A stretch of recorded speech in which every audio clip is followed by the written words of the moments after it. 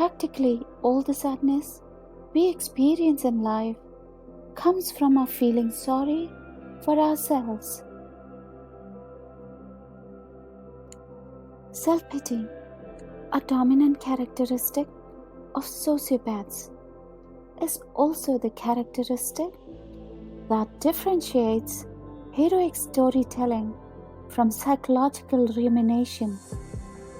When you talk about your experiences to shed light, you may feel wrenching pain, grief, anger, or shame. Your audience may pity you, but not because you want them to. Self-pity in its early stages is as snug as a feather mattress. Only when it hardens does it become uncomfortable. Bad things happen all the time to good people who've done nothing to deserve them. Only you can choose how you handle it, whether to press through and overcome it, or succumb to self-pity. If you live in a past dream, you don't enjoy what is happening right now, because you will always wish it to be different than it is.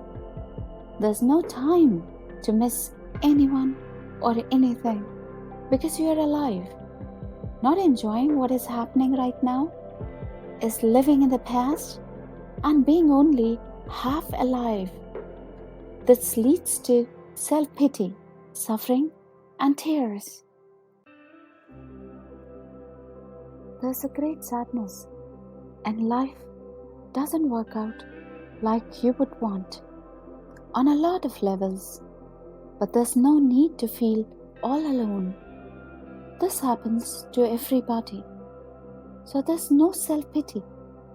This is the ride that humans are on, and all of it is essential for a natural part of it. Never feel self-pity, the most destructive emotion there is. How awful to be caught up in the terrible squirrel cage of self.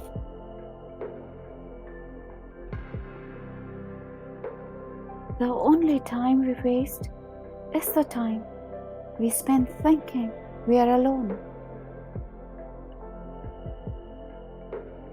Our lack of forgiveness makes us hate, and a lack of compassion makes us hard-hearted. Pride in our hearts makes us resentful and keeps our memory in a constant whirlwind of passion and self-pity. Fear is a habit, so is self-pity, defeat, anxiety, despair, hopelessness, and resignation.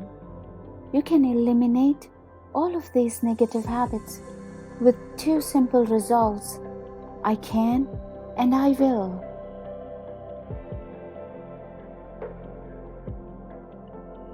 Laugh at yourself and at life, not in the spirit of derision or whining self-pity, but as a remedy, a miracle drug that will ease your pain, cure your depression, and help you to put in perspective that seemingly terrible defeat.